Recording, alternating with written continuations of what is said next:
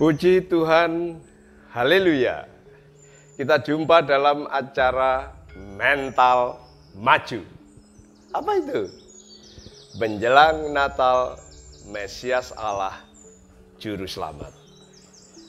Kita harus terus maju, sekalipun tahun 2020 pandemi Corona masih membelenggu. Hari ini kita akan membahas mengenai nabi yang dijanjikan Tuhan. Saya percaya Alkitab dan saya cinta Alkitab.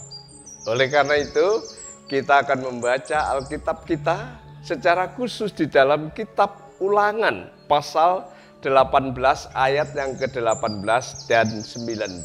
Demikian bunyi firman Tuhan. Seorang nabi akan kubangkitkan bagi mereka dari antara saudara mereka. Seperti engkau, aku akan menaruh firmanku dalam mulutnya. Dan ia akan mengatakan kepada mereka segala yang kuperintahkannya kepadanya. Orang yang tidak mendengarkan segala firmanku yang akan diucapkan nabi itu demi namaku, daripadanya akan kutuntut pertanggungan jawab. Kawan sehati dalam Tuhan, kala itu umat Israel sudah akan memasuki tanah perjanjian, tanah Kanaan.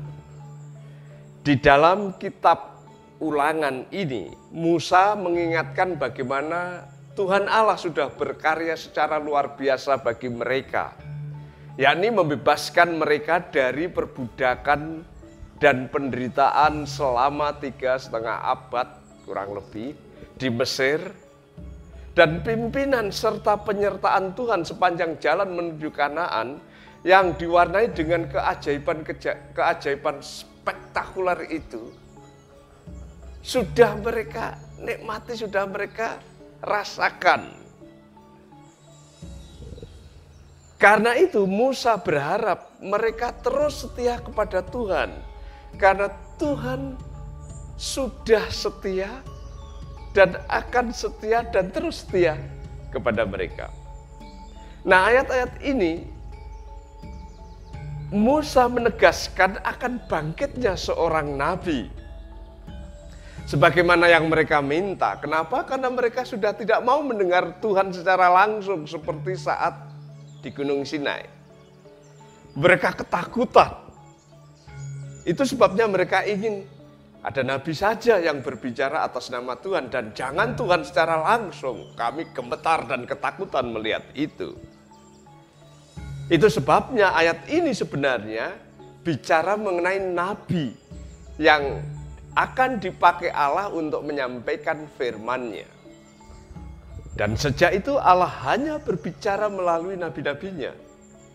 Dan nabi-nabinya dalam nubuatan ini adalah bukan orang dari luar Yahudi, bukan orang asing, tetapi lahir dari antara orang-orang Yahudi.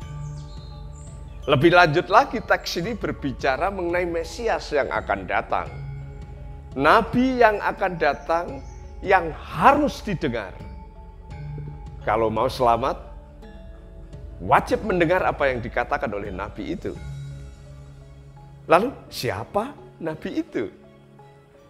Ia akan bangkit, ia akan muncul dari tengah-tengah saudara mereka. Artinya nabi itu akan datang dari antara 12 suku Israel, bukan dari suku lain, apalagi dari bangsa lain.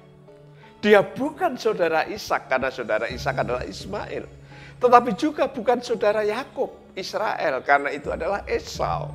Tapi dia berasal dari antara saudara-saudara Israel yang kala itu memiliki 12 bersaudara, yang nanti 12 bersaudara itu disebut 12 suku Israel. Dan nabi itu muncul dari antara 12 suku Israel itu. Dan Yesus adalah keturunan Yehuda, salah satu dari 12 suku Israel itu. Bukan hanya dari antara Israel, tetapi seperti engkau. Di sini adalah Musa. Ketika lahir Musa, diancam bunuh oleh penguasa dan akhirnya diselamatkan di dalam lingkungan istana Mesir. Musa membebaskan bangsa Israel dari belenggu perbudakan Mesir. Musa menerima firman langsung dari Allah di Gunung Sinai. Musa disertai mujizat-mujizat yang luar biasa dalam melayani Tuhan. Nah, nabi yang akan bangkit, nabi yang akan muncul bukan saja dari antara orang-orang Israel, tetapi juga dia harus memiliki kriteria, memiliki sifat-sifat, memiliki karakteristik seperti Musa. Mari kita lihat Yesus. Saat Yesus lahir, dia terancam bunuh oleh keganasan Herodes dan diselamatkan dalam kekuasaan Mesir juga. Yesus membebaskan umat Tuhan dari belenggu dosa yang mematikan. Yesus bukan menerima firman di Gunung Sinai, tetapi Yesus adalah firman yang menjadi manusia. Yohanes 1 ayat 14. Yesus diwarnai dengan mujizat-mujizat yang menakjubkan saat melayani di bumi. Saudara bisa perhatikan di Injil-Injil.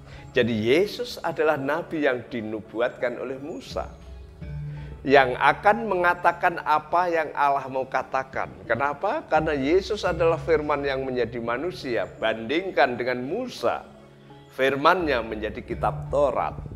Firman Tuhan melalui Musa menjadi kitab Taurat. Firman Tuhan melalui Yesus, firman menjadi manusia yang namanya adalah Yesus. Barang siapa tidak mendengarkan, bisa dimaknai barang siapa tidak mentaati kepada nabi itu, dalam hal ini adalah Yesus Kristus, maka dia akan dimintai pertanggungan jawab. Kawan sehati dalam Tuhan, itulah sebabnya sambutlah Natal dengan sukacita. Karena bayi Natal itu adalah nabi yang dinubuatkan oleh Musa. Dengarkanlah dia, taatilah dia dengan sukacita, maka Anda pasti mengalami keselamatan Tuhan. Kita harus memiliki mental yang maju. Jangan melempem, apalagi tak bergerak dan akhirnya mandek. Lupa juru selamat, lupa Mesias, lupa Tuhan Yesus. Yesus Kristus adalah Mesias Allah juru selamat. Dia nabi di atas segala nabi yang wajib didengar, ditaati. Maka siapapun mereka akan diberkati. Selamat menyambut Natal dengan hikmat, dengan nikmat, dan penuh berkat. Puji Tuhan, haleluya. Mari kita berdoa. Bapa yang di surga, kami berterima kasih atas Nabi yang Engkau janjikan, Yesus Kristus Tuhan, yang harus dan wajib didengar dan ditaati. Kalau ada di antara saudara kami yang baru kali ini paham bahwa Nabi yang dinubuatkan di dalam kitab Taurat, Nabi yang dinubuatkan di dalam kitab Nabi Musa, sebenarnya adalah Yesus Kristus. Dialah yang harus didengar dan ditaati. Manakala mendengar dan mentaati apa yang Yesus Kristus nyatakan, maka orang itu akan memperoleh pengampunan dosa. Orang itu akan memperoleh keselamatan abadi, surga sejati. Terima kasih Tuhan Yesus. Kami sambut Natal-Mu dengan sukacita, dan biarlah Engkau memberkati kami. Puji Tuhan, haleluya, amin.